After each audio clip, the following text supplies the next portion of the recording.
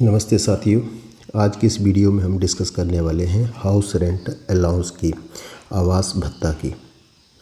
हम सभी जानते हैं कि हिमाचल प्रदेश सरकार के जो कर्मचारी हैं उनको जो है वो रेगुलर एम्प्लॉइज उनको सरकार द्वारा एक हाउस रेंट अलाउंस भी प्रदान किया जाता है। वो किन कंडीशंस के आधार पर किया जाता है, क्या उसके रेट्स हैं, उसको हम आज इस वीडियो में डिस्कस करेंगे। तो अभी वर्तमान में जो कर्मचारियों को जो आवास भत्ता मिल रहा है उसकी नोटिफिकेशन जो है वो सरकार द्वारा 28/2/2012 को की गई थी और उसके अनुसार उन कंडीशन के अनुसार जो है हमें आवास भत्ता मिल रहा है। तो उसके जो रेट्स हैं उसको हम पहले डिस्कस करते हैं। तो उसके जो रेट सरकार द्वारा तय किए गए थे तो हमारी बेसिक पे के अनुसार जो है वो किए गए थे, लेकिन इस बेसिक पे में जो ग्रेड पे थी उसको एक्सक्लूड कर दिया गया था। हम सभी जानते हैं कि 2006 के जो पे स्केल है जब रिवाइज़ किए गए तो उसमें एक बेसिक पे रहती थी जिसको कि हम बैंड पे कहते हैं, साथ में उसमें ग्रेड पे रहती थी। जिस प्रकार मान लीजिए कोई कर्मचारी तो उसको 10/334/800 का स्केल है तो उसमें 10/300 प्लस ग्रेड पे, मान लीजिए कोई एम्प्लॉय 3600 ग्रेड पे है तो इस प्रकार से उसकी टोटल ग्रेड पे जो थी वो बनती थी। लेकिन इन भत्तों को लागू करती बार 3600 जो है जो ग्रेड पे है उसको एक्सक्लूड कर दिया गया और जो आवास भत्ते का जो निर्धारण किया गया वो केवल जो बैंड पे थी उसके आधार पर किया गया था। तो उसके रेट्स क्या हैं, तो उसको रेट को निर्धारित करते हुए सरकार द्वारा जो हमारा जो स्टेट हेडक्वार्टर शिमला उसकी दर अलग थी, डिस्ट्रिक्ट हेडक्वार्टर जो है उसकी दर जो थी वो अलग थी और अन्य प्लेसेस की जो दर थी वो अलग थी। 6600 तक जिसकी जो बैंड पे थी या जिसको हम बेसिक पे बोल सकते हैं, ग्रेड पे को छोड़कर उसमें शिमला का जो रेट था वो 600 रुपये, डिस्ट्रिक्ट हेडक्वार्टर का 300 रुपये और अदर प्लेसेस का 250 रुपया। 6601 से लेकर 8400 तक की जो बैंड पे थी उसमें 800 रुपया, यहाँ पर डिस्ट्रिक्ट हेडक्वार्टर 400 रुपया और यहाँ पर अन्य प्लेसेस के लिए 300 रुपया। 8401 से लेकर 10/300 तक की जो बैंड पे थी उसमें 1500, 350, 10,301 से लेकर 13,000 तक जो है वो 1200 रुपया, 600 रुपया, 400 रुपया। 13,001 से लेकर 14,000 तक की जो बैंड पे थी वहाँ पर जो शिमला है वहाँ पर 1400 रुपया, डिस्ट्रिक्ट हेडक्वार्टर पर 700 रुपया, अन्य स्थानों पर 450 रुपये। 14,001 से लेकर 16,000 तक की बात करें तो 1600 रुपया, 800 रुपया और 500 रुपया। 16,001 से लेकर 18,000 तक की जो बैंड पे थी वहाँ पर 1800 रुपया, 900 रुपया और यहाँ पर अन्य प्लेसेस के लिए 500 रुपया। 18,000 से ऊपर की जिनकी बैंड पे थी उनमें 2,000 रुपया, डिस्ट्रिक्ट हेडक्वार्टर पर 1,000 रुपया, 600 रुपया अन्य प्लेसेस के लिए जो थी वो आवास भत्ता जो था वो दिया गया। तो इस प्रकार से इन दरों पर वर्तमान में भी जो है वो आवास भत्ता जो है वो सरकार द्वारा दिया जा रहा है। हम जानते हैं कि 2022 में जो थे वो नए पे स्केल जो थे वो लागू हो गए, लेकिन सरकार द्वारा अभी तक आवास भत्तों को वर्तमान जो हमारा पे स्केल है उसके अनुसार रिवाइज नहीं किया गया है। तो 3/1/2022 को सरकार द्वारा अलाउंसेस के स्तर में एक नोटिफिकेशन जारी की और उसमें ये कहा गया कि भत्ते जो हैं जिसमें कि एचआरए को भी कहा गया कि एचआरए जो हमारा है वो जो पुराने जो रूल्स थे 2006 के 2012 के उसके आधार पर ही हमें मिलेगा, नए स्केल के आधार पर उसकी गणना जो है वो नहीं होगी।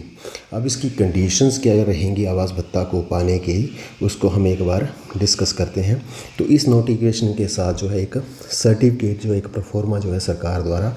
अटैच किया गया और कोई भी कर्मचारी जब कई नए स्थान पर नियुक्त होता है या कई नए स्थान पर ट्रांसफ़र होकर जाता है तो उसको ये परफॉर्मा जो सर्टिफिकेट जो अंडरटेकिंग जो है वो भरकर अपने डीडीओ को देनी है और उसके आधार पर ही डीडीओ जो है उसके आवास भत्ते का निर्धारण करेगा।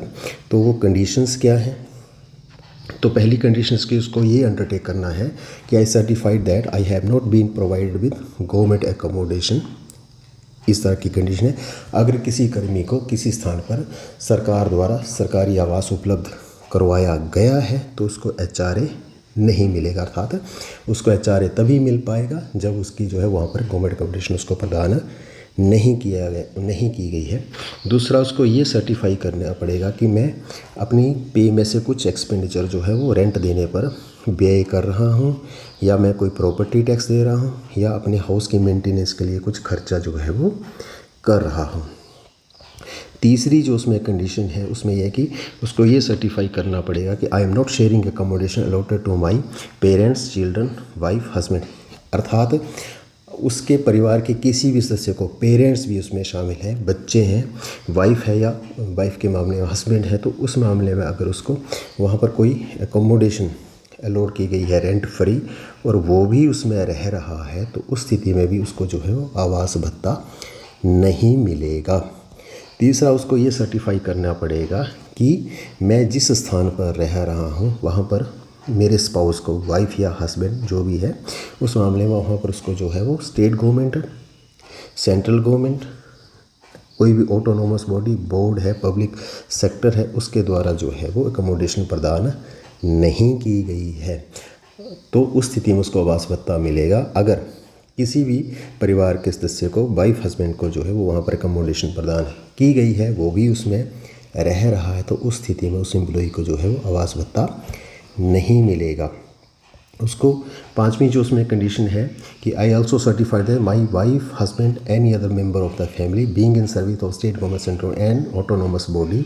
state undertaking or semi-government organization which such as municipality and working at the same station and sharing accommodation is not received in the। अगर उनका घर है और उसके परिवार का कोई भी सदस्य वहाँ पर रह रहा है और वो आवास भत्ता कोई भी उनमें से ले रहा है, बच्चा ले रहा है, पेरेंट्स से ले रहे हैं, तो उस स्थिति में भी उसको जो है आवास भत्ता जो है वो नहीं मिलेगा। अर्थात आवास तभी वो ले पाएगा अगर वो एक आवास में रह रहे हैं और उनमें से उसके परिवार का कोई भी सदस्य अगर आवास भत्ता नहीं ले रहा है तो ही उसको आवास भत्ता जो है वो मिल पाएगा। 6वीं इसमें कंडीशन है कि उसको ये भी सर्टिफाई करना पड़ेगा कि उसके जो वाइफ है, हस्बैंड है या फैमिली का कोई भी अन्य सदस्य है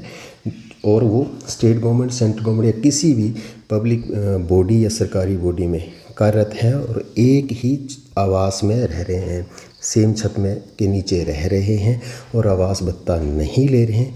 तो ही उसको जो है वो आवास भत्ता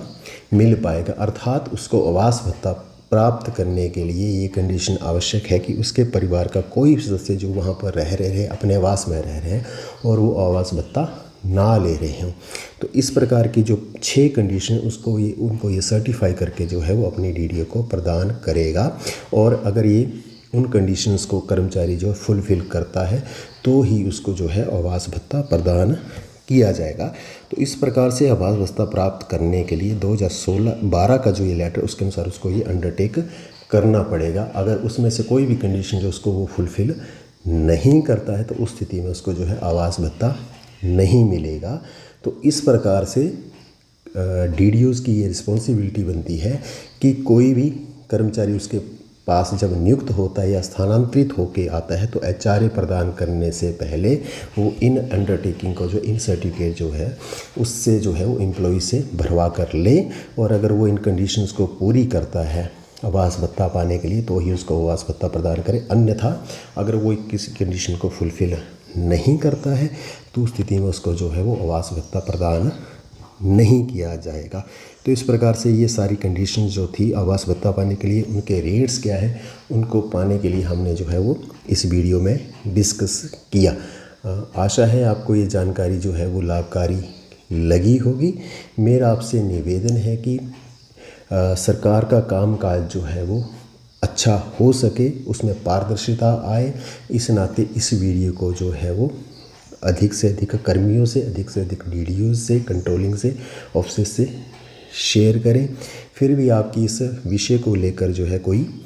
क्वेरी हो तो आप कमेंट बॉक्स में लिखकर जो है आप अपनी क्वेरी भेज सकते हैं। आप व्हाट्सएप कर सकते हैं, आप ईमेल भी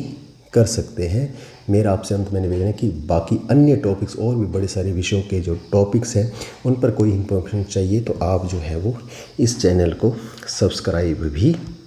करें। चैनल है यूट्यूब पर मनोज